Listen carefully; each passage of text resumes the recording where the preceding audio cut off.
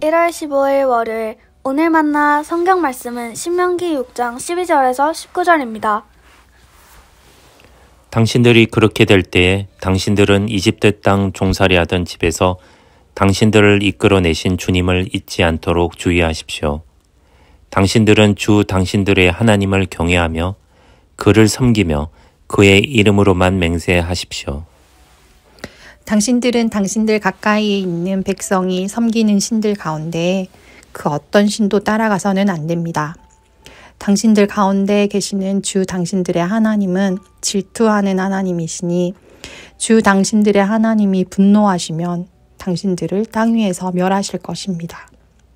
당신들이 마사에서 시험한 것처럼 주 당신들의 하나님을 시험하면 안 됩니다. 주 당신들의 하나님의 명령과 그가 명한 훈령과 규례를 철저히 지켜야 합니다. 당신들은 주님께서 보시는 앞에서 올바르고 선한 일을 하십시오. 그러면 당신들이 잘 되고 주님께서 당신들의 조상에게 맹세하신 저 좋은 땅에 들어가서 그곳을 차지하게 될 것이며 주님께서 말씀하신 대로 당신들 앞에서 당신들의 모든 원수를 쫓아낼 수 있을 것입니다. 아멘. 오늘 만나러 만나주시는 하나님을 기대합니다. 구원은 소명으로의 부르심입니다. 출애굽 구원은 시작이지 완성이 아닙니다. 이스라엘이 애굽을 떠나 가나안 땅에 들어가 해야 할 일이 기다리고 있습니다. 소명입니다. 이스라엘의 소명은 부강한 공동체를 건설하는 것이 아니었습니다. 이스라엘이 제일 우선순위에 두어야 할 일은 하나님을 사랑하는 말씀의 공동체를 세우는 것이었습니다. 공평과 정의, 인애와 사랑의 법을 실천하는 하나님의 통치를 구현하는 공동체 말입니다. 하나님께서는 6장 서두에서 소위 쉐마 명령을 통해 분명하게 드러내 주셨습니다. 가나안은 분명 축복의 땅입니다. 그렇다고 광야보다 영적으로 더 안심할 수 있는 땅이 아닙니다. 거룩함이 빠진 풍요는 오히려 이스라엘의 발목을 잡는 올무가 될 수 있기 때문입니다. 이스라엘이 가나안 땅에 정착하면서 풍요에 빠져 하나님의 은혜를 망각한다면 감사를 놓치게 될 것입니다. 그러면 더 큰 탐심과 집착을 불러올 것이고 우상숭배로 나아갈 것입니다. 그 결과는 멸절이 될 것입니다. 신명기는 동시에 궁핍했던 광야 시절에 하나님을 불평하고 원망하다가 넘어졌다는 사실도 환기시켜줍니다. 아마 가나안 땅에도 흉년은 찾아올 수 있기 때문에 광야 시절의 전철을 밟지 말라는 경고로 남겼는지도 모르겠습니다. 같은 맥락에서 사도 바울은 빌립보서 4장 12절 13절을 통해 다음과 같은 고백을 한 적이 있습니다. 나는 비천하게 살 줄도 알고 풍족하게 살 줄도 압니다.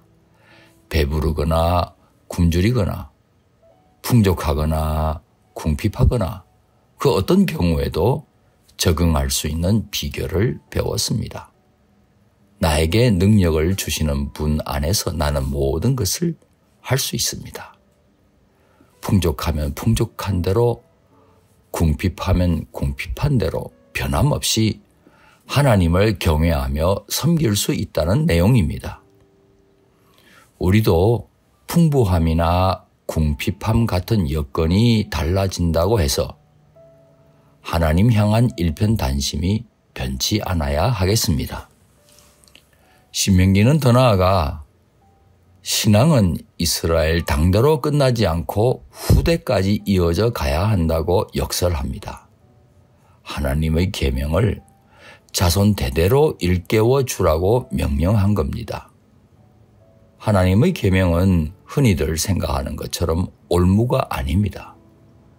오히려 복을 누리기 위한 은혜의 통로가 됩니다.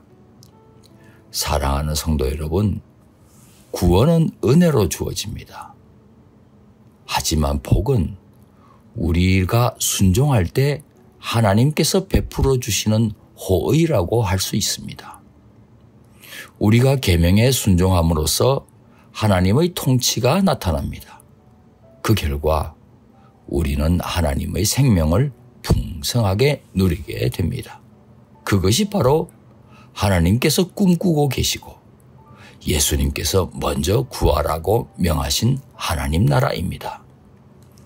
사랑하는 성도 여러분, 우리는 높은 뜻 사람입니다. 하나님 뜻에 순종할 때 비로소 하나님을 주인으로 모시고 명실상부한 높은 뜻 사람이 되지 않겠습니까? 또한 하나님을 왕으로 모시고 살아가는 하나님의 백성이 되지 않겠습니까?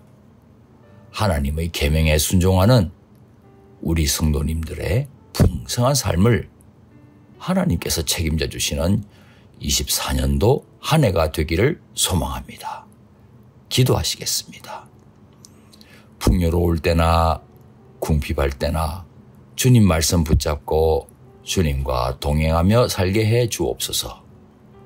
예수님 귀하신 이름으로 기도합니다. 아멘. 이제 두 가지 제목으로 함께 기도하겠습니다. 첫째, 오늘의 말씀을 따라 기도하겠습니다. 우리 자신은 물론 우리 자녀들도 하나님을 경외하는 가운데 말씀에 순종하는 삶을 살게 해 주옵소서. 둘째, 세계 선교를 위해 기도하겠습니다.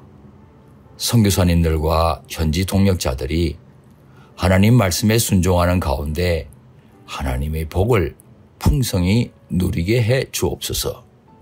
이 제목으로 기도하신 후에 개인 기도 하시겠습니다.